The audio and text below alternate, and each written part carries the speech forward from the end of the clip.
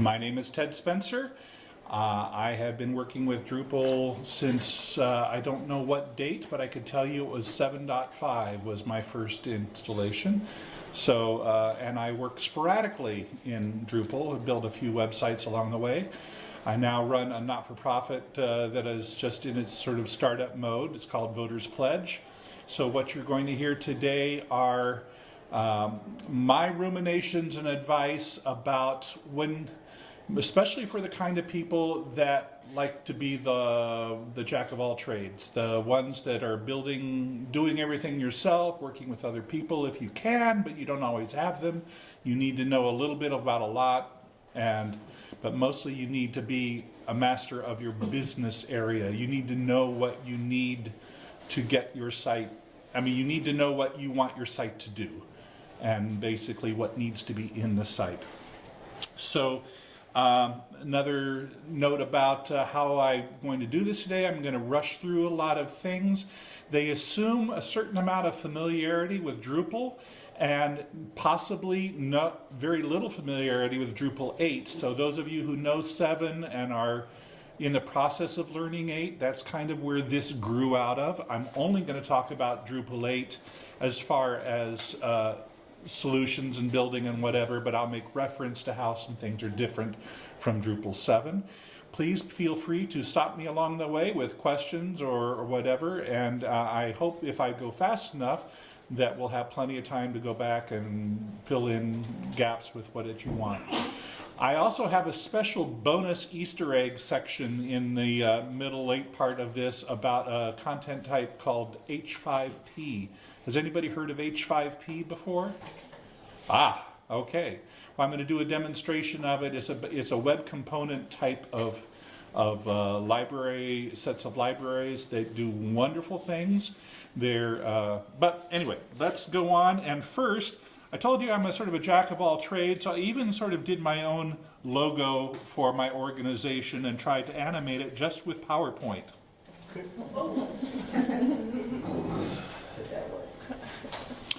Now you can all go, ooh, ah, right? Did I lose the... Oh no, it went blank. There we go. All right. So, again, just basic skills, trying to work with the tools that I have at my disposal, not trying to learn anything new. Here's kind of our goals of the overall things. One of the things we're going to talk about is that in Drupal 8, you will need to manage your site with Composer. There's really no alternative to that. How much you have to do with it, you can keep it controlled, but eventually you're going to have to learn Composer. You can ease yourself into it. It's not really a big deal, but just assume that you're going that direction. The next thing I'm going to talk about for a little bit is make sure that when you're trying to decide what kind of modules you're working with in Drupal 8, you want to work with the ones that are mostly production ready, which may limit you in some respects. You don't want to go hog wild adding all sorts of modules because there's still movement and change as things go on, things going into core and all of that.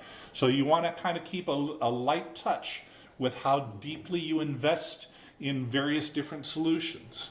We're going to talk about H5P, interactive content, and then we're just going to touch a little bit on how do you get started being a themer when you aren't really a themer. What are the out-of-the-box kinds of solutions, and what are the things that you need to learn to work with that? So it's all based around the question, what does a do-it-yourself site builder need to know to work with Drupal 8? Oops.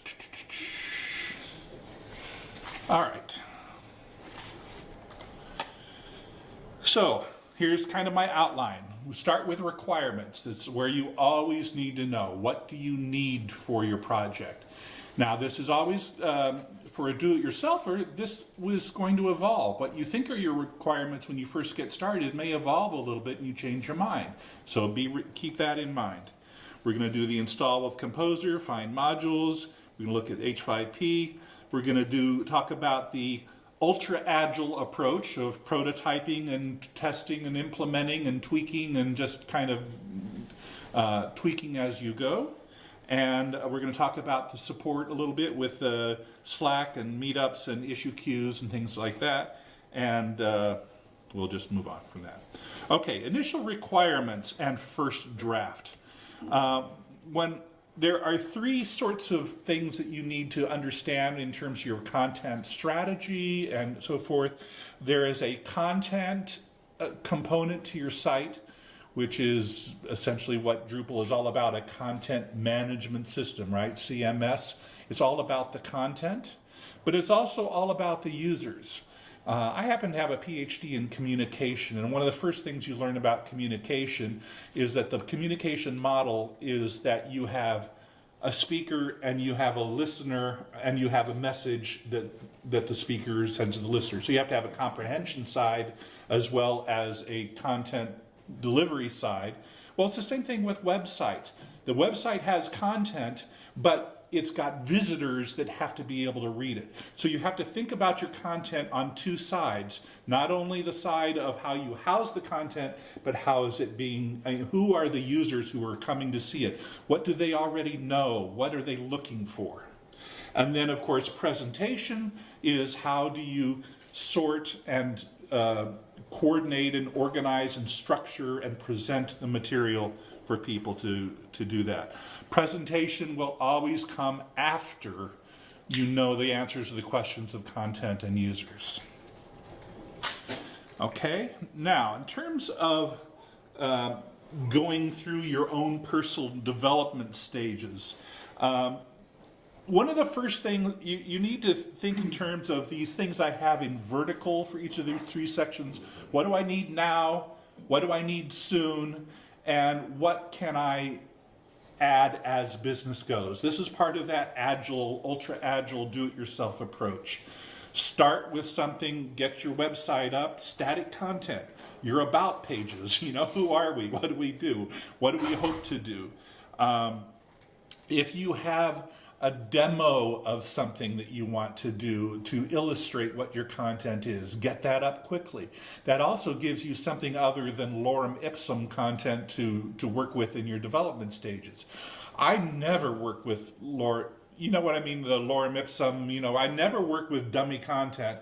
Not that I think it's wrong, it's just that I want to work with the data that I know I'm going to be working with, because then that communicates with me as I'm developing this. You probably want to put a little time into figuring out your logo, a little basic approach to some kind of basic theme so it doesn't look too amateurish. Do you need to have guests? You assume that everybody visiting is just a guest, not logged in. Don't try to set up logged in access until you really, until you've got to later, but you want to start with something static and not worry about logins except your own. And then, of course, through your hosting provider, you need to make sure you're dealing with HTTPS, SSL, the privacy policy or whatever. If you're using something like Cloudflare, those are the things you need to get used to on the hosting end right up front. Those aren't going to come later. Those come as you initially provision the site. So I've got a question for you. How many of you actually have a site that you are responsible for? Oh, this is like the overwhelming, did anybody not raise their hand? Okay, a couple people. All right, I'm just saying that for the recording here. All right, so you all have sites that you're responsible for. How many of you work through, your sites are managed through one of those major Drupal platform providers like Acquia or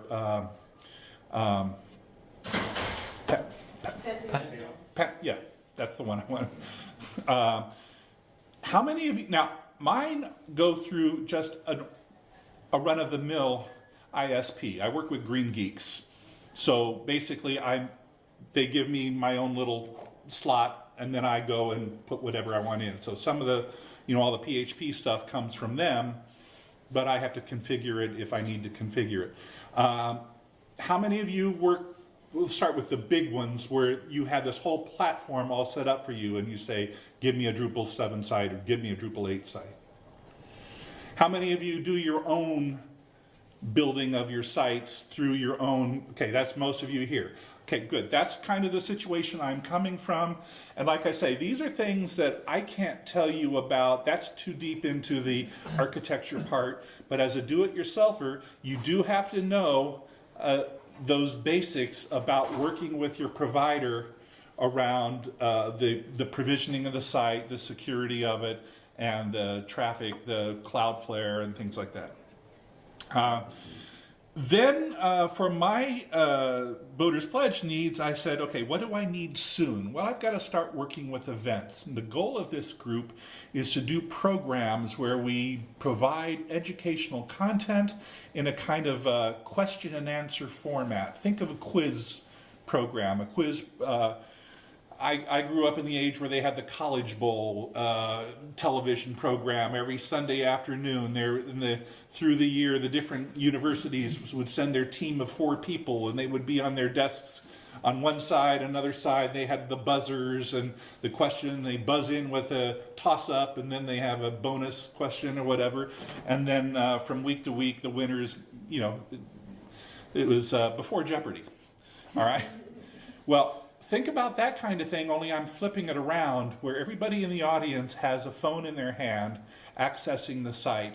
A question comes in, maybe you've logged into the site and registered in terms of if you're registered to vote or not, if you belong to a fraternity or sorority on the campus or are a political science major, if you're a registered Republican or Democrat or independent, whatever I want to do. And then everybody takes the quiz as they go along and answers the questions as they displayed up here. And at the end, we get the results sorted out with crosstabs by group of how many of the registered, how well the registered voters did versus the non-registered, or the fraternities against the sororities versus residence halls, things like that. That was my vision for some content I wanted to have.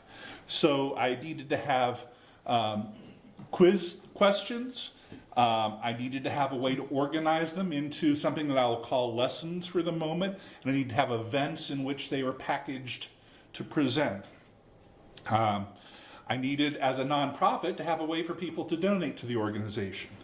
If I wanted to do this by the login thing where I'm capturing individual results, I obviously had to support login and scoring.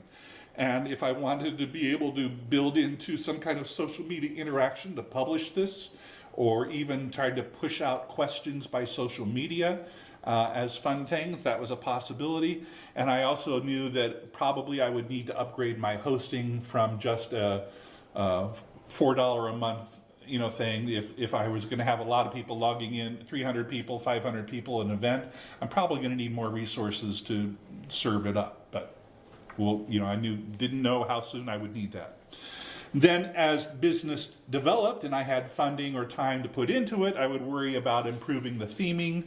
I wanted to have content moderation. I wanted people to be able to contribute content, have it reviewed and approved by various kinds of levels of reviewers.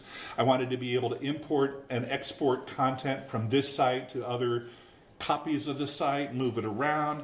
I wanted to add new types of content, curriculum for schools, things like that, do data analytics, research, possibly set up gaming to go out to phones or whatever so they can do the same kind of educational gaming and create a sort of a wiki around the material for voter education.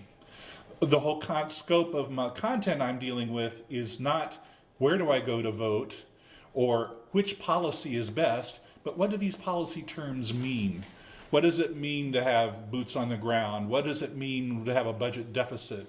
How do I read these newspaper articles about it to understand what the terms are? And then when people tell me what they think is the best policy, I can judge for myself. So it's supposed to be nonpartisan, but just developing the scope.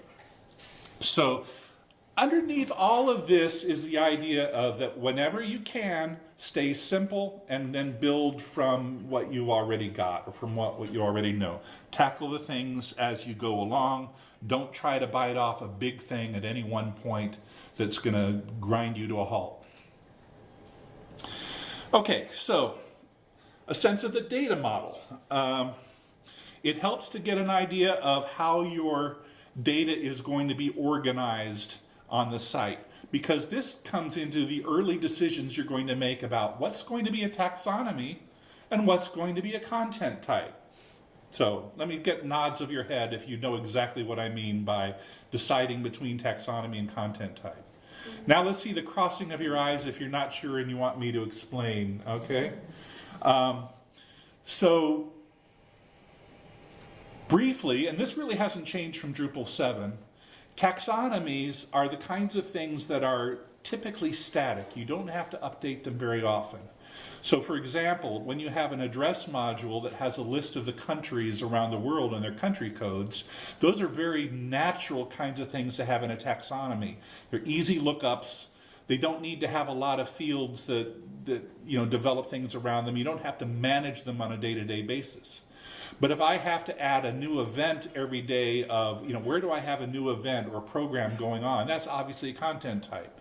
When you go to the site for registering for this, all these sessions, those are all content types, to manage, because then you can add, you might want to add a new category even of what are my Drupal categories are. This is Drupal site building. So anyway, some things you could make a decision could be either a taxonomy or a content type, and there are little things that you find out later. You might say, oh, I wish I had made this a content type because of the way it's handled in views, but it's not really a big deal. You'll figure that out as you go, and you can always change your mind.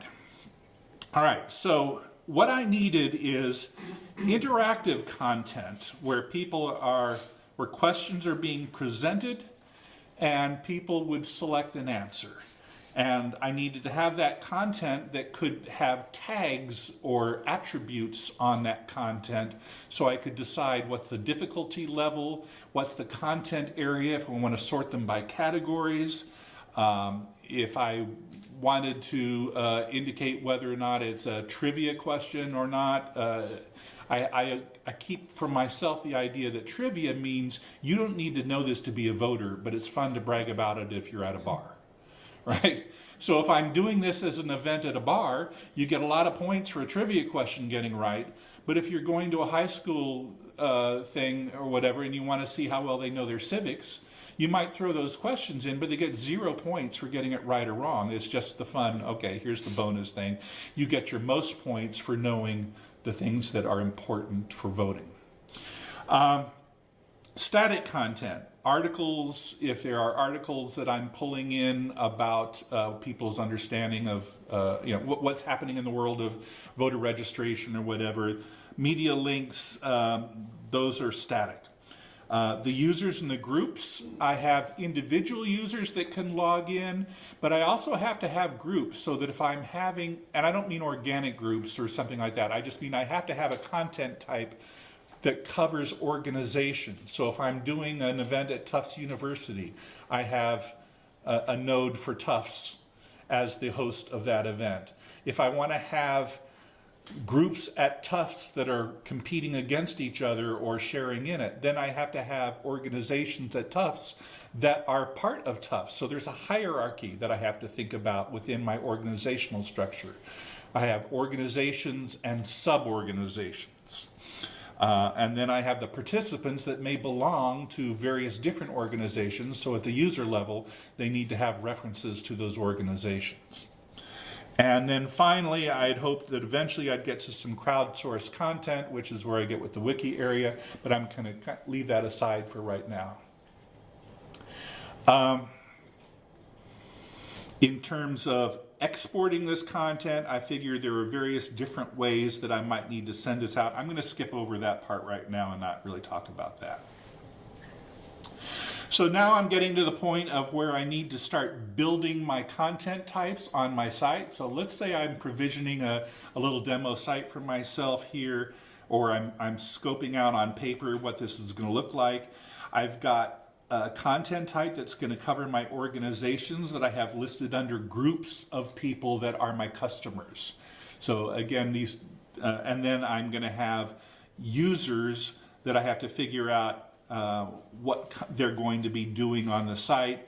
in terms of what roles they're going to have. So content moderators, if I'm going to use content moderation, then I have to have roles for those users as whether or not they are authors, editors, reviewers, and so forth. So those are all things that I would end up building into the user profile.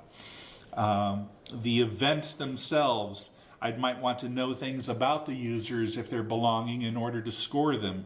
So which organizations do they belong to? Certain basic questions like, are they registered to vote or not registered to vote? That's also always useful when it comes to doing research about voter education. Party affiliation, always voluntary, but interesting for people in certain contexts for people to volunteer that in when they sign up for an event.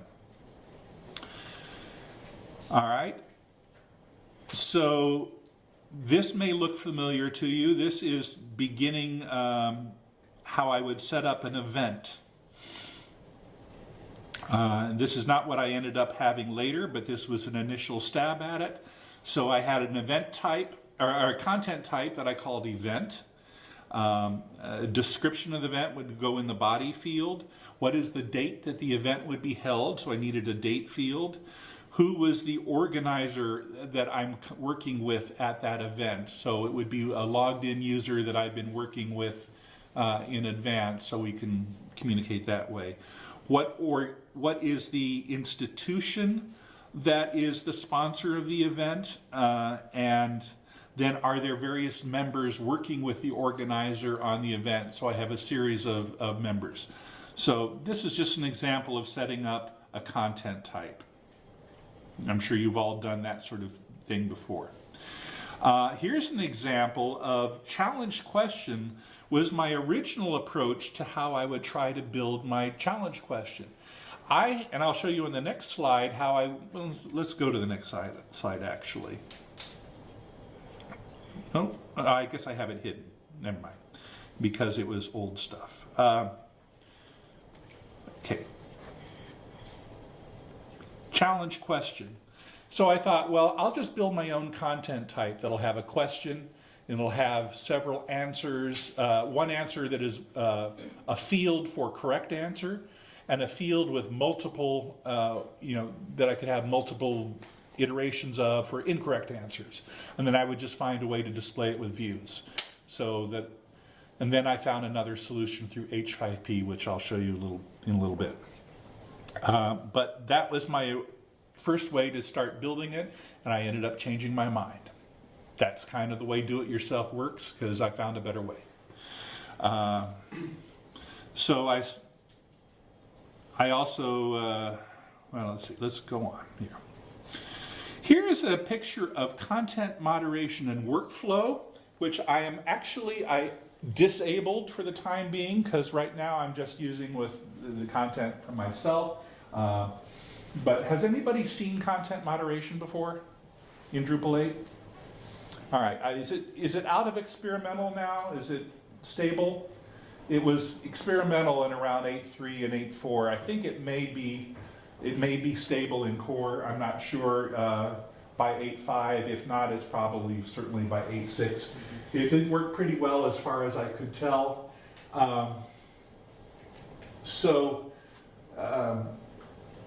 The idea is that there are states that you will start out with out of the box with something like authored and published.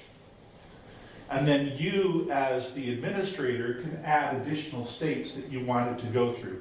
So your basic moderation is just somebody submits something as authored. It's not yet published, so it's in an authored status. Somebody with, then there's a transition that would say approved, that would be out of the box. And when a person who has the role of review accepts it through moderation, it goes through the transition from authored to published. So what I built out here was a few states for it to go through, where first it's authored, somebody writes a question. Now I have to have somebody say, well, what's the difficulty level of it? What's the category? Does it reference a constitution that I have separately loaded on the site, a part of the Constitution. So those are the tags I want to add. So a person might get it then right after the initial authoring. It might be me that goes through and adds those tags. And then review for accuracy. That's where I want to have somebody who knows the area say, is this correct? Now, in order to say nonpartisan, I want to make sure that somebody from conservative and liberal viewpoints look at it and say, no, you've got that worded in a way that really is biased. And I want to look at that question and know that it's not a biased question, it's just dealing with content. So each of the transitions it goes through from one state to the next gets its own description. The draft is submitted and it goes from authored. That's after the person tagging it clicks submit draft and it goes to tag. And then a person who's got the tag, no, I'm sorry, I'm not saying that right. The person who's authored it submits the draft. It then, I'm not sure I have this right. Anyway, but the idea is there's a button that moves it to the next state, and each transition is basically a button action that moves it to the next state. And then you give in your permission areas what you have workflow things as to which roles can use which transition state. Okay? That's just a brief description of moderation and workflow. Now we'll move to the composer part of the presentation. When I did Drupal 7, I worked with Softaculous to do these one-click installs. How many of you have experience with something like a Softaculous one-click install? All right, works pretty well. And in Drupal 7, you can still come in with your Drush if you've been using Drush later and do your updates or whatever. Unfortunately, this breaks down in Drupal 8 once you start realizing that certain modules may require libraries, and the only way to install those libraries may end up being with some composer-friendly or way to do it. You can't really manage your libraries the same way you could before. All right, so the idea of composer, how many of you are actually, let's see, how many of you understand what a composer.json file looks like? Okay, how many of you have never looked at a composer.json file? Okay, so there's a few more people in here that aren't really familiar with it. In Drupal 7, before Composer, you had full freedom to decide you wanted to use a module and install that module, and maybe it depended on a jQuery version number of it needed 1.9 to work. But maybe you had some other module that really had a bug that was introduced if you went above 1.7. So you had a conflict that you probably didn't know about until you installed it, tried something, you had a problem, you read the issue queues, you found out there was a problem with jQuery. The Composer is all about having each module, like the address module or content module, declare which modules or what it needs to run. Does it need a certain level of PHP, or and maybe I'm going beyond this, but if one Drupal module, like views in D7, relied on CTools, right? That was a classic dependency. In order to install views, you had to install CTools. This would be something that a Composer file would declare, and it would say what versions of CTools it would need, and usually using you've heard of semantic versioning, where you have all of 7 is a major version and all of 8 is a major version, and then you have a minor version of the 8.5 is where we are now, with 8.6 coming out next month, I think, right? And then you have patch versions or whatever behind 8.5.4, 8.5.5, and those are non-breaking updates. So Composer is able to define those kinds of things to say, you can use all of 8.4 in this, but you won't be able to upgrade to 8.5 unless something else upgrades. So Composer has all of those things figured out. That's why when you try to do a Composer update at the command line for a particular module, it may take 20 or 30 seconds for it to run through, because it's going through all of these different dependency declarations and checking things out to see what can I do for you that you've asked me to do that won't break anything. And if it won't do, it may say nothing to update or install. In which case you may have to run the command that says, why not? And then it'll say, why not Drupal 8.6, which is what I want to go to. And then it would show you all of the, whatever it is that says, I depend on 8.5, but no higher. Okay, and then you would look at that module and see if there was some reason why you needed that module, or it couldn't be upgraded, or maybe you just did something wrong manually in your own composer work that limited you when you shouldn't. So I don't know, so the idea of Composer is it's supposed to keep you from breaking your own site.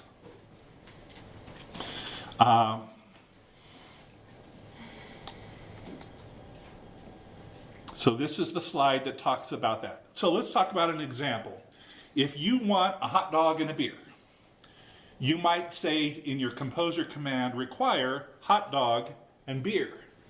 But you're going to get a hot dog, a bun, a beer, and a glass. Now, how did you know to get a bun? Because somewhere in the hot dog file it says we require a bun. And somewhere in the beer file it said we require a glass. All right?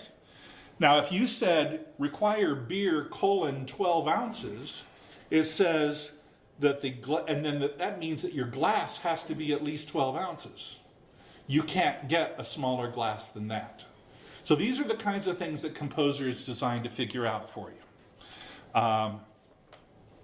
One thing you will need to know is if you install your Drupal 8 site without Composer, using something like Softaculous, and then you try to convert it, one of the things you'll have to do is a little manual work. You'll have to figure out what you're doing and do it mindfully, because your contributed modules will be under a different file path than when you installed those modules using the user interface.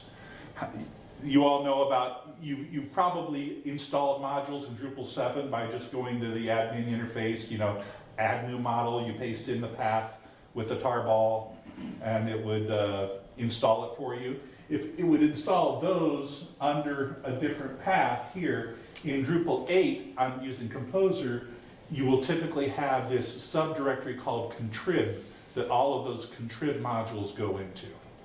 So this would be the main thing you would do as part of moving your site over to Composer. You won't be able to install libraries from the user interface, and then there are a handful of commands here that will be useful to you in managing your Composer site. For example, Composer outdated will show you all of it. It's going to be similar to going to the available updates in the user interface. Yeah? So I found one exception with that. Okay. For the web forms module, I assume they don't list those dependencies in there. So when you install with Composer, you still have to go through and manually add those JavaScript dependencies. But then when you do it with Superfish, it works fine. It grabs the JavaScript. Okay. So just something to be aware of. There is how many of you are familiar with Slack as a community chat channel? Anybody not participate in Slack? Okay. Slack is sort of 3 years ago, I guess we were all in IRC. Is that right? All right. So people moved from IRC to Slack. There is various channels that you can join in Slack, in the Drupal part of Slack, and one of them, there's a Composer channel.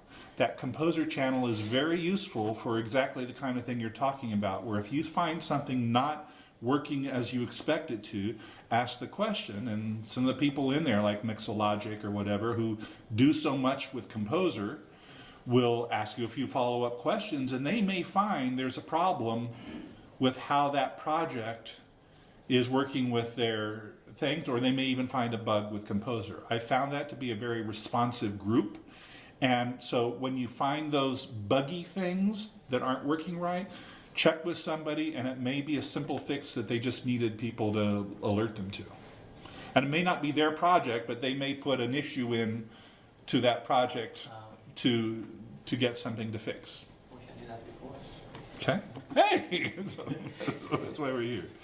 All right. I'm going to move on from here, and now let's go to the idea of finding the modules that you need. I needed challenge questions, and I found that there was a module in Drupal 7 called Quiz that I thought would have been great, but it was not ready for Drupal 8. I said, shoot, okay. Then somebody told me about this LMS, learning management system, called Opinio. And this is pronounced Opinio, not Opigno. Spelled Opigno, pronounced Opinio. And it is in use by a lot of educational institutions to manage online education, basically classes and teachers and students, and they enroll for courses and all of that. I downloaded it in Drupal 7 to look at.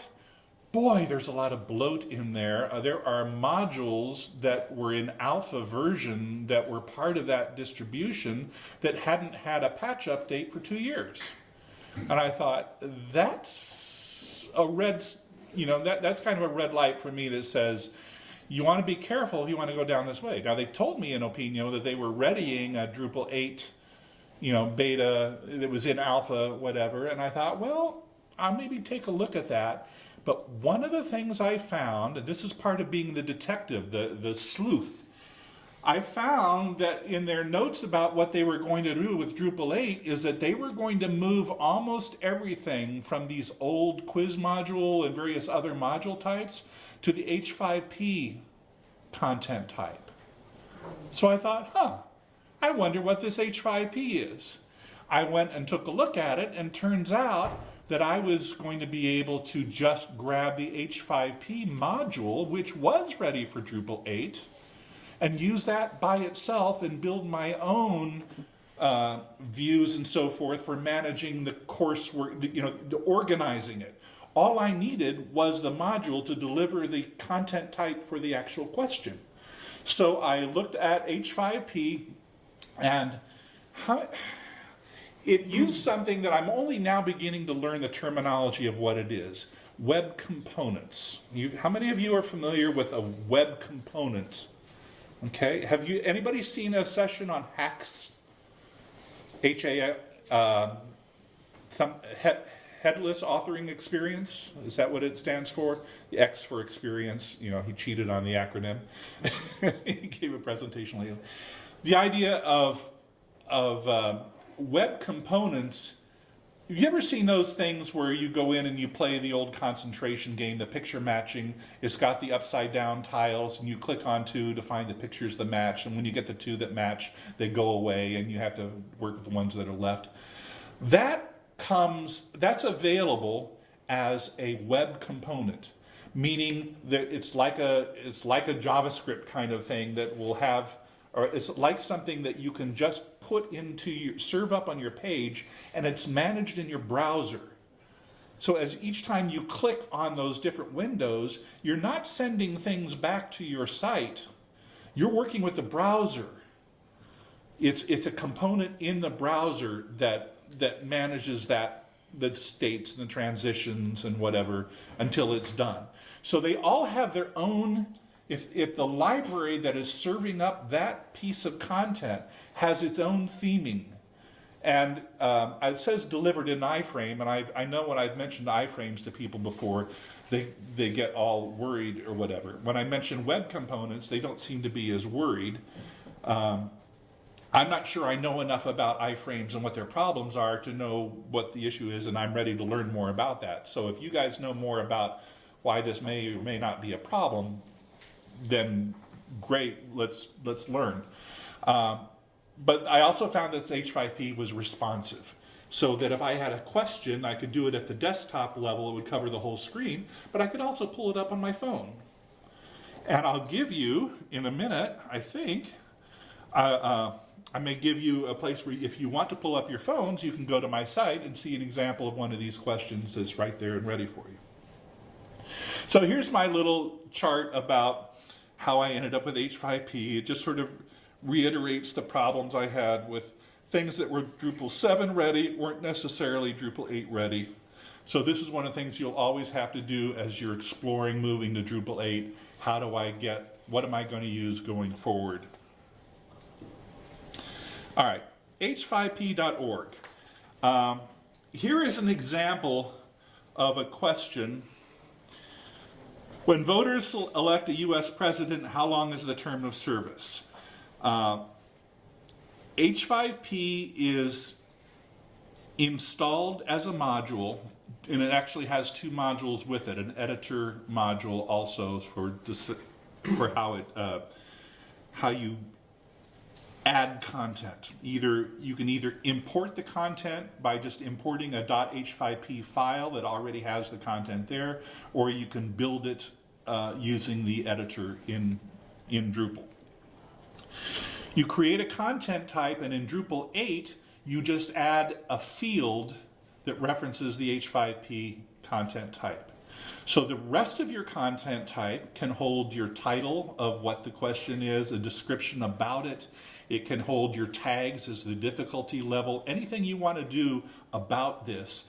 And then all of the material that you see about the question and the answers and whether or not they can go backwards and forwards through several questions or try again, how does it score, is all handled in that one field in the library that is rendered in that one field. In this case, I gave it 4 answers. This is a multiple choice question with only a single answer, so I told it was a single answer thing, not a multiple choice. You can also set it so that multiple choices are available. I gave it 4 answers, and I said you can randomize the order of the answers so they don't all come out in the same order. And originally they will all come out with this kind of neutral color background, and once you click on one, some of these will say you have to click a submit button. Like if it's multiple answers, you may have to click several, and then you say test me, and it'll have a check button, check answer. In some of them, they may be, once you click it, like if it's a yes, no, once you click it, it automatically absorbs the answer, and it doesn't ask you, is this your final answer? Okay. So if you get it right, you get the green check mark, and it expands. If it's wrong, it gives you a red X in a pink background for the rest of it. And you can also set this up, and I think I have an example here. Here's one where rights and responsibilities of citizens. Name one right that the U.S. Constitution reserves to citizens. Freedom of speech, you don't have to be a citizen to have the right of freedom of speech, okay? But to run for federal office, you have to be a citizen, okay? You can attend public school, you can have freedom of religion if you're not a citizen. So this is the only right answer. If I had clicked one of these others, I might also get an explanation. After they click it and hit check, then this one was set up to give you response to the answer. So that each one of these questions has 2 boxes under it that says, display this text. If you fill it in, it says, if they select this answer. And another box that says, display this text if they don't select this answer. In this case, this is in the box that says, display if they select this answer. The other box was blank. Well, I don't know. The other boxes over here about if they don't select this answer are obviously blank. But they might have something in it that says, if they select this answer, show me why it was wrong. Okay? All of this is built in to that one module. I found it very useful. By the way, if you go to voterspledge.org, you can look, and even if you want to do it now, you can look and see those examples. Here is what I did with the website, where you see a couple of events being displayed. I have lessons that group them together. Basically, I'm going to skip through quickly now.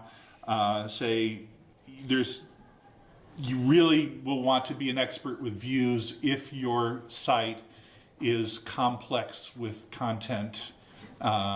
If you need to sort it through different ways for different viewers, there's no substitute for learning views backwards and forwards.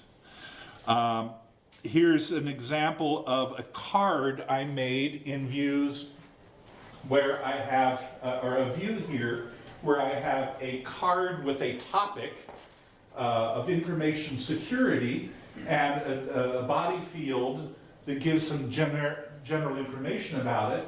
And now here's a table that is a block of various H5P content types questions that are tagged with the same category that the information security was tagged to. So now I can display challenges related to that category. Again, that's just done with views. All right, I don't think I need to be here to tell you guys about how to use views, just that this is an example of how dynamic views is. Here's an example of taking one of the questions. It shows my example of a wrong answer and how it can show you, here's one where they didn't pick this answer and it was a right answer. So when they hit the check answer, it shows them one that they didn't pick and why they should have. Okay, theming, just going to touch on this quickly. I know best practices are that most people talk about having a development thing on your own laptop and development environments, then you have a staging and a production online. I would love to do that, but I've just been doing all of this live in production, and then once I got my first site up and running, I made a backup of it or I made a clone of it to do staging, so that when I was no longer worried about breaking something, I could try it in the staging. If it worked, I would just move it into production. If I need to move things, new content in production back to staging, I could. That's a bare minimum. Configuration management is worth learning about, synchronizing those environments. I'm not going to spend time on it. I'm just going to move on. Sort of summarizing here, development cycles. Do it yourself is the ultimate in agility. Always remember your requirements, prioritize your needs, tackle what you need to do first, and future-proof your own work. Try not to get laden down with modules that you have to maintain if you're not really sure you're going to need them. It's kind of like in DC, I learned when I first moved here 25 years ago about parking. They said, you can park anywhere you want, but the strategy is always assume you're going to get a ticket and then look at the signs and see, do I have a good case to appeal it?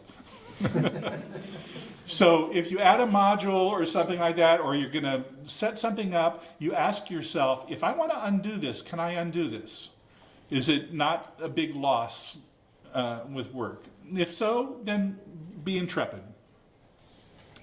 I started with Bootstrap. The Bootstrap theme is 3.3.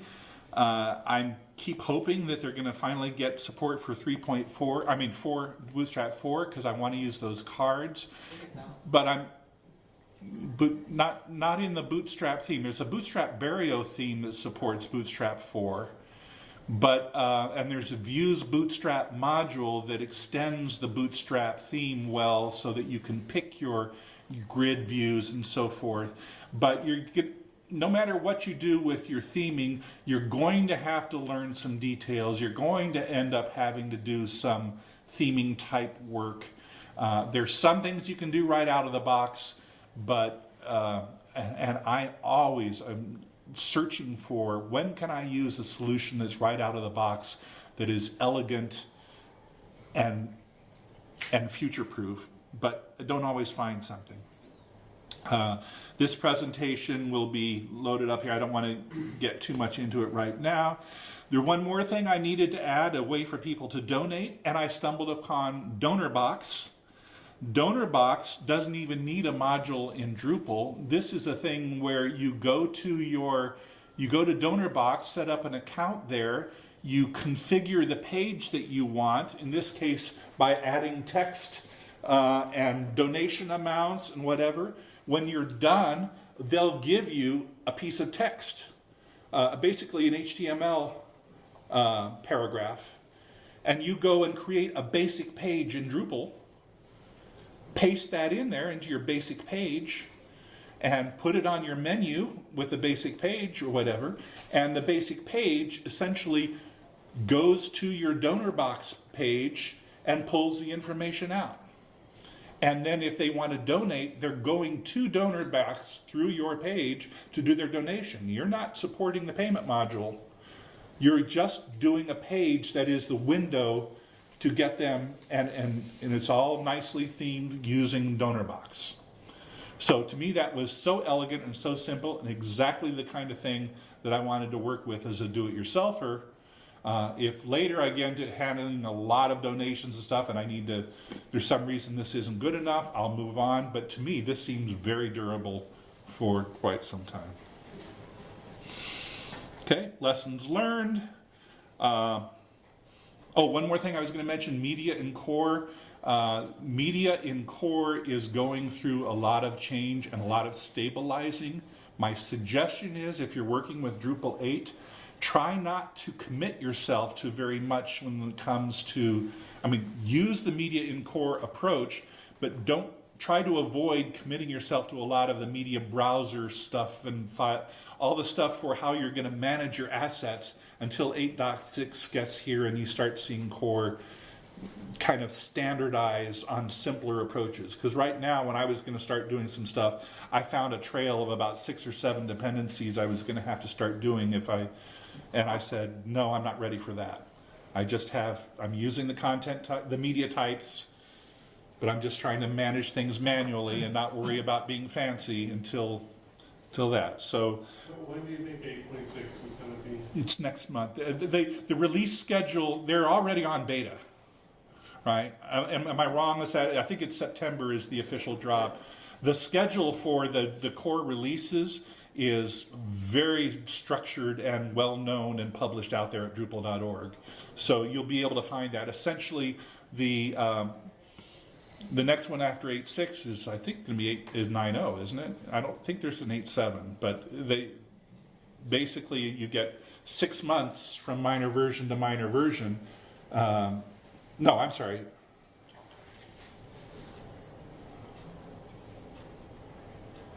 Six months from 8.4 to 8.5 is 6 months. 8.5 to 8.6 is 6 months.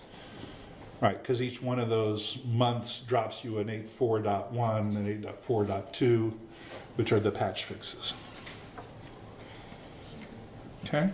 Another thing I was looking for on theming was Google has had this material design framework, and I'm looking for that for the future. It's kind of a design vocabulary. It says, this is how web design should be done. This is how colors should happen. For example, the idea of layers. Things happen in layers. You never have, if something's over something else, it's always over it. It's not sometimes over and sometimes under. You indicate things being over by having little drop shadows. So you look at it and you can see the depth. When things intersect, you have to figure out, is one on top of the other? And so it gives you a limited color vocabulary. Once you pick a color for your main color, there may be shading variants of that, and it has those calculations in there that give you a standard set of shading variants for that one color you've chosen as your primary color. It's a way to simplify, and that, so if you're going down the theming route and you're looking to the future, think about looking up the material design framework and see if that is going to be useful for you. And that's my presentation. I think this was the last one of the day, so there's nobody else coming to set up behind me. Any questions? Or yeah. Yeah. Oh, you are. Okay. Questions? Okay. Yeah. Do you use Git at all in the process? I have not. I'm familiar with it. I think I even actually opened an account there or whatever, but no, I have not used Git at all. Like on the production server, it might be good for deployments. It's a good way of rolling back if you need to. That's what configuration management is supposed to be able to do for you too. It's supposed to synchronize your settings At the and save development it. level, but even at the server level, like it adds extra. Okay. Thank you.